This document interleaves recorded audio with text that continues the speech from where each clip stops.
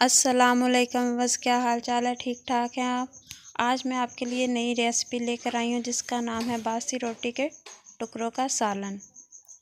ये रेसिपी बनाने में जितनी आसान है, खाने में उतनी ही ज़्यादा मज़े की बनती है। मुझे उम्मीद है कि आपको मैं ये रेसिपी ज़रूर पसंद आएगी और आप इसे घर में ज़रूर ट्राई करेंगे। तो चले व्यूअर्स, आए देखते हैं कि इस रेसिपी को बनाने के लिए हमें किन किन इंग्रेडिएंट्स की ज़रूरत है। बिस्मिल्लाहिर्रहमानिर्रहीम। सालन बनाने के लिए मैंने ये 3 रात की पड़ी हुई रोटियां ली हैं। 200 ग्राम मैंने ये दही ली है जिसको मैंने अच्छी तरह से फेंट लिया है। थोड़ा सा मैंने ये हरा धनिया लिया है जिसको बारीक बारीक मैंने काट के अच्छी तरह से वॉश कर लिया है। 1 टीस्पून मैंने ये सिरका लिया है। 1 टीस्पून मैंने ये जिंजर गार्लिक का पेस्ट लिया है। 2 दरमियाने साइज़ के मैंने ये टमाटर लिए हैं जिनका मैंने पेस्ट बना लिया है। 2-3 अदद मैंने ये हरी मिर्चें ली हैं जिनको मैंने बारीक बारीक काट लिया है। 1 दरमियाने साइज़ का मैंने ये प्याज लिया है जिसको मैंने बारीक बारीक काट लिया है। मसालों में मैंने 1/4 टीस्पून काली मिर्च, 1 टीस्पून पिसा हुआ गरम मसाला, ½ टीस्पून दादर मिर्च, 1/4 टीस्पून कलवंजी, 1 टीस्पून ज़ीरा, ½ टीस्पून सुरख मिर्च, 1 टीस्पून पिसा हुआ साबुत धनिया, ½ टीस्पून नमक लिया। नमक हस्बे ज़रूरत आप जितना इस्तेमाल करना चाहते हैं, मैंने ½ टीस्पून लिया। पैन में मैंने 1 कप ऑयल डालकर मीडियम आंच पर इसे गर्म होने के लिए रखा हुआ था। अब इसमें मैंने ये बारीक कटे हुए प्याज डाल दिए हैं। प्याज़ों को हम ब्राउन नहीं करेंगे, बस थोड़ा सा सॉफ्ट ही करेंगे।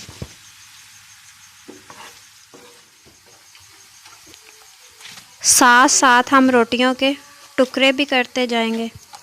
टुकड़े आप अपने मर्ज़ी से छोटे या बड़े कर सकते हैं, ज़्यादा बड़े भी ना करें, दरमियाने साइज़ के ही रखें।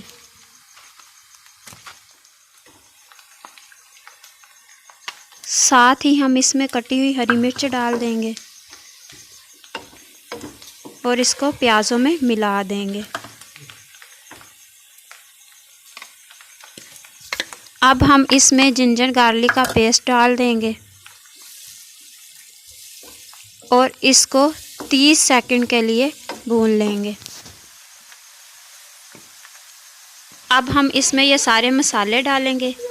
गरम मसाला जो है वो हम अभी नहीं डालेंगे, जब हमारा सालन तैयार होने के करीब होगा तब हम इसमें गरम मसाला जो है डाल देंगे। मसाले जो हैं हमारे वो सारे इसमें चले गए हैं। अब हम इनको मिक्स करेंगे और साथ ही हम इनमें टमाटर का पेस्ट जो है वो डाल देंगे। टमाटर का पेस्ट डालने के बाद हम इसको मज़ीद 5 मिनट के लिए अच्छी तरह से भून लेंगे।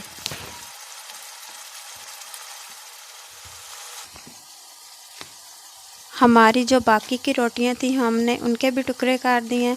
साथ साथ हमारा मसाला फ्राई हो रहा है और साथ साथ हमारे ये टुकड़े भी तैयार हो गए हैं। मसाला जो है वो हमने अच्छी तरह से भूनना है, इसलिए मैं इसमें थोड़ा सा और पानी डालकर इसको मज़ीद 5 मिनट के लिए भून लूँगी।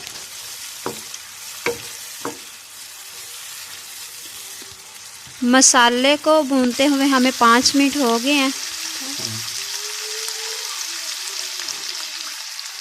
अब हम इसमें थोड़ा सा पानी और डालकर मज़ीद इसको 5 मिनट के लिए भून लेंगे। मैंने 2 दफ़ा पानी का इस्तेमाल करके मसाले को अच्छी तरह से भून लिया है, यानी कि मसाले को भूनते हुए मुझे 10-15 मिनट लग गए हैं। अब इसमें हम ये रोटी के टुकड़े डालेंगे और इनको मिक्स कर लेंगे, यानी कि रोटी के टुकड़ों को हम मसाले में थोड़ा सा भून लेंगे। आप देख सकते हैं कि मसाला जो है वो रोटी के टुकड़ों के साथ अच्छी तरह से लग गया है। अब इसमें हम दही डालेंगे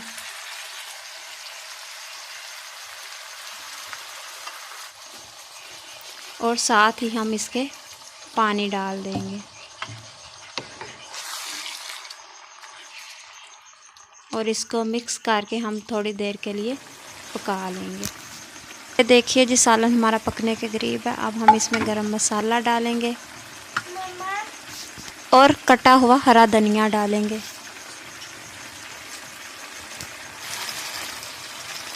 اور اس کو مکس کر کے 1 منٹ کے لیے دم پہ رکھ دیں گے۔ یہ آپ پہ ڈیپینڈ ہے کہ آپ اس کو کتنا ڈھیلا اتارنا چاہتے ہیں۔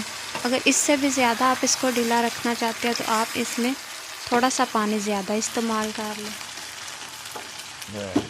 یہ لیجئے بھائی، ہمارا باسی روٹی کے ٹکڑوں کا سالن تیار ہو گیا۔ اب ہم اسے ڈش آؤٹ کریں گے۔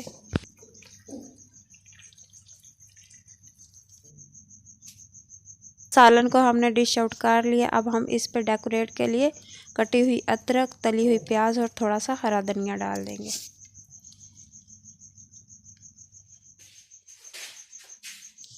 یہ لیجئے بھائی، روٹی کے ٹکڑوں کا سالن ہمارا تیار ہے۔ یہ سالن جو ہے تازی روٹی سے زیادہ باسی روٹی کا مزے کا بنتا ہے۔ میں نے رات کی پڑی ہوئی روٹیاں لی تھی، آپ چاہیں تو 2-3 دن کی پہلے کی روٹیاں بھی لے سکتے ہیں، لیکن آپ نے ایک بات کا دھیان رکھنا ہے کہ اس میں کسی قسم کی سمیل نہ ہو۔